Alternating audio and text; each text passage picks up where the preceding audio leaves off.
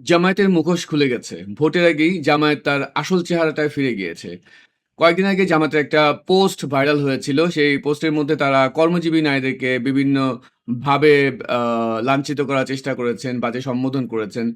তো এখন তারা বলছেন যে তাদের অ্যাকাউন্টটা হ্যাক হয়ে গিয়েছিল। কিন্তু সেটার পক্ষে তারা তেমন বড় কোনো বা বিশ্বাসযোগ্য কোনো যুক্তি দেখাতে পারেননি। তো এতে করে এটাই প্রমাণিত হচ্ছে যে আসলে পোস্টটা জামায়াতেই করেছিল। তাদের হয়তো অনেকগুলো অ্যাডমিনের কেউ একজন পোস্টটা করে দিয়েছিল।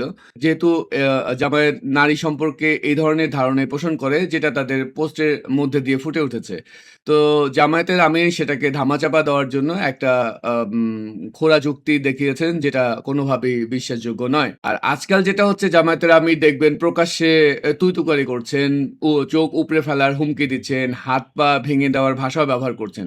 ফ্যাসিস্ট তারা বলে এখন তারা যে ধরনের ভাষা ব্যবহার করছেন এগুলোকে কি আমরা শরৎচন্দ্র উপন্যাসের কোনো কাব্যিক ভাষা বলতে পারি?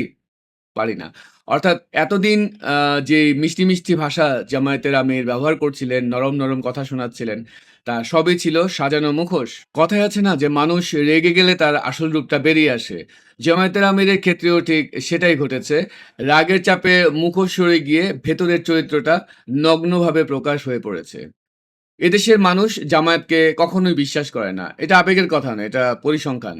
আর সেজন্যই তারা ভোটের দৌড়ে দেখবেন যে কখনোই ৫-৬% র বেশি ভোট পায় না। এই সামান্য সংখ্যাটুকু নিয়েই তাদের মধ্যে যে আস্ফলনের অন্ত নেই, এটা দেখে আসলেই অবাক হবার মতো। আর বাস্তবতা হলো জামায়াত এদেশের রাষ্ট্রীয় ক্ষমতায় কখনোই এককভাবে আসতে পারবে না। তারা যতই স্বপ্ন দেখুক না কেন, যতই তাদের বটবাহিনী এসে আমাদের পোস্টগুলোতে গালিগালাজ করুক না কেন বা আজেবাজে কথা বলুক না কেন, লাভ নেই। তাদের সেই স্বপ্ন কখনোই পূরণ হবার নয়। বিএনপি যে ক্ষমতায় যাচ্ছে এটা মোটামুটি নিশ্চিত।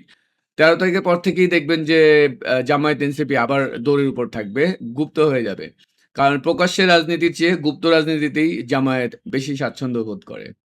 আরেকটা বিষয় পরিষ্কার করে বলা জরুরি। নির্বাচনের আগে যেই অহিংস বিএনপিকে আমরা দেখছি, নির্বাচনের পর বিএনপি মোটেও তেমন থাকবে না। কর্নেল অলিকে স্বাধীনতার ঘোষক বানানো, ফ্যামিলি কার্ডে লাথি মারা বা রাজনৈতিক বিভিন্ন উস্কানিমূলক বক্তব্য, আক্রমণাত্মক বক্তব্য, এগুলোর হিসাব বিএনপি নেবে।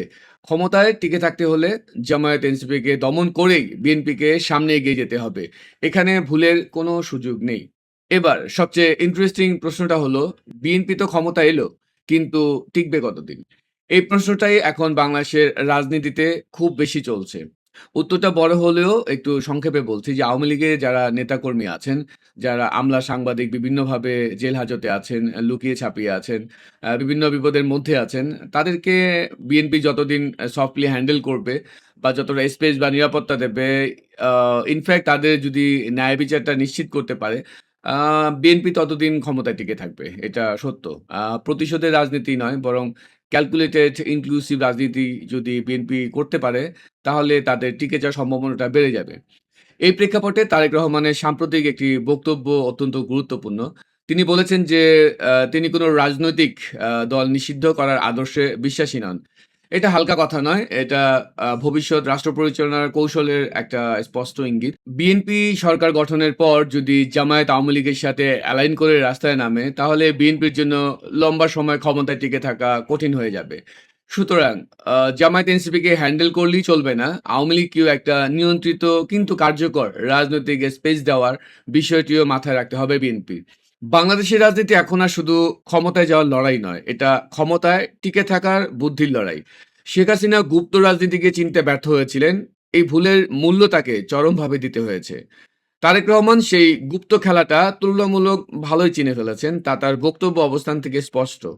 যদি বিএনপি প্রতিশোধ নয় ভারসাম্যকে বেছে নেয়, দমন নয় নিয়ন্ত্রণকে অগ্রাধিকার দেয়, তাহলে তারা শুধু ক্ষমতায় যাবে না, দীর্ঘ সময় ক্ষমতায় টিকে থাকার সক্ষমতা অর্জন করবে। এরপর সফল হবে না ব্যর্থ হবে সেই প্রশ্নটা আপাতত ভবিষ্যৎ সময়ের জন্যই তুলে রাখলাম। ধন্যবাদ।